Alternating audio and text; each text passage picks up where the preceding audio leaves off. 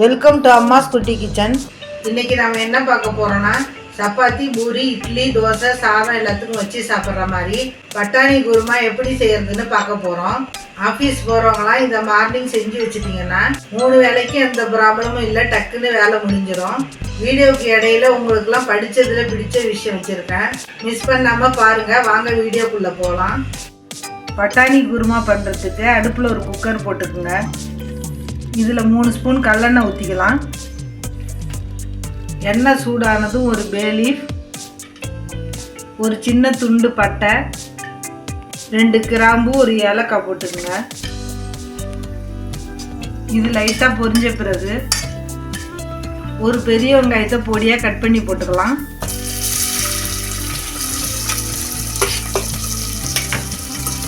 இது கண்ணாடி பதத்துக்கு வர வரைக்கும் வதக்கிக்கலாம். வெங்காயம் லைட்டாக வதங்கினதும் 1 ஸ்பூன் இஞ்சி பூண்டு பேஸ்ட்டு போட்டுக்கணும்.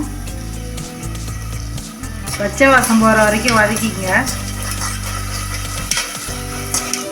பச்சை வாசனை போன பிறகு 2 தக்காளியை கட் பண்ணி போட்டுக்கணும்.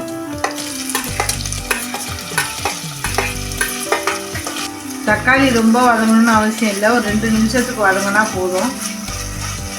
இந்த பட்டாணி குருமா செஞ்சால் காலையில் டிஃபனுக்கும் யூஸ் பண்ணிக்கலாம், மத்தியானம் லஞ்சுக்கும் யூஸ் பண்ணிக்கலாம். வேலை உங்களுக்கு ஒரே வேலையாக முடிஞ்சிடும். தக்காளி வதங்கினதும் ஒரு உருளைக்கிழங்கு தோல் சீவி கட் பண்ணி போட்டுக்கலாம். இது கூடவே 1 கப்பு பச்சை பட்டாணியை 1 மணி நேரம் ஊற வச்சுருக்கேன், அதையும் சேர்த்துக்கலாம். இதில் 1/2 ஸ்பூன் மஞ்சள்தூள், 1 ஸ்பூன் வெறுமிளகாய் தூள், 1 டேபிள் ஸ்பூன் குழம்பு மிளகாய் தூள், 1/2 ஸ்பூன் கரம் மசாலா, 1 ஸ்பூன் மல்லித்தூள், தேவையான அளவு கல் உப்பு போட்டு இது எல்லாத்தையும் நல்லா மிக்ஸ் பண்ணி விட்டுக்கலாம். இதை மிக்ஸ் பண்ணி விட்ட பிறகு 2 கிளாஸ் தண்ணி ஊற்றிக்கலாம். இதை ஒன்றோட ஒன்று கலரி விட்டு குக்கரை மூடி போட்டு உங்கள் குக்கருக்கு தகுந்த விசிலை வச்சு எடுத்துக்கங்க. நான் ஒரு 3 விசில் வச்சு எடுத்துக்கலான்னு இருக்கிறேன்.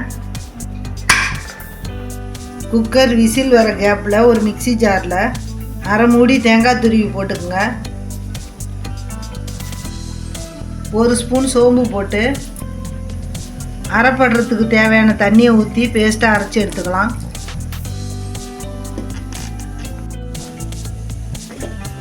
இதை மாதிரி பேஸ்ட்டாக அரைச்சி ஓரமாக எடுத்து வச்சுருங்க.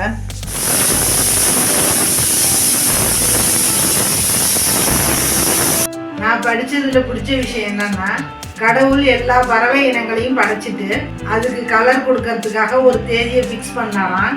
அந்த தேதியில தான் எல்லா பறவை இனங்களும் இந்த கலரை வாங்கிட்டு போகணும்னு சொன்னாராம். அதனால அந்த தினத்துல எல்லா பறவைகளும் ஒரு கலராக வாங்கிட்டு போச்சுவலாம். ஒரு பறவை இனம் மட்டும் ரொம்ப தூரத்துலேருந்து வரணும். அது வர வழி முழுக்க காற்று இடியும் மின்னலுமா இருந்துச்சான்.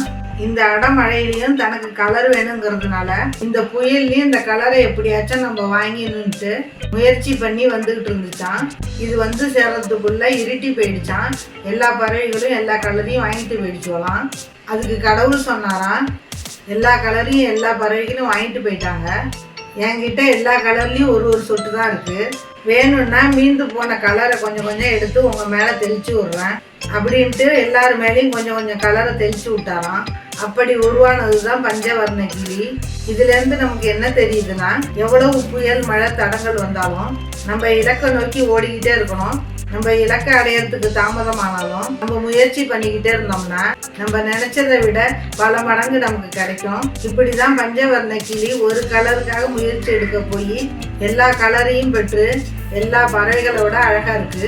முயற்சி செஞ்சா நம்மளால எதையும் அடைய முடியும். இதுதான் நான் படிச்சதுல எனக்கு பிடிச்சது. உங்களுக்கும் பிடிச்சிருந்தா கமெண்ட்ல சொல்லுங்க. ப்ரெஷர்லாம் அடங்கினதும் குக்கரை ஓப்பன் பண்ணிடலாம்.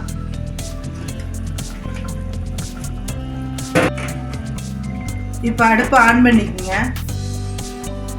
இதில் நம்ம அரைச்சி வச்சிருக்கிற தேங்காவை ஊற்றிக்கலாம். மிக்சியில் தண்ணி கலந்து ஊற்றிக்குங்க. இதை நல்லா மிக்ஸ் பண்ணி விட்டு 2 நிமிஷம் கொதிக்க வச்சு எடுத்துக்கலாம். பாருங்க, குழம்பு நல்லா கொதிச்சுக்கிட்டு இருக்கு. இது நல்லா கறி குழம்பு டேஸ்ட்டில் சாப்பிட்றதுக்கே சூப்பராக இருக்கும். பாருங்கள், குழம்பு நல்லா கொதிச்சிருச்சு. ஸ்டவ்வை ஆஃப் பண்ணிடலாம். இவ்வளோதான், சூப்பரான பட்டாணி குருமா ரெடி ஆயிடுச்சு. இதை நீங்கள் சப்பாத்தி பூரிக்கெல்லாம் வச்சு சாப்பிட்லாம். அதை விட இட்லி தோசைக்கு ரொம்ப சூப்பராக இருக்கும்.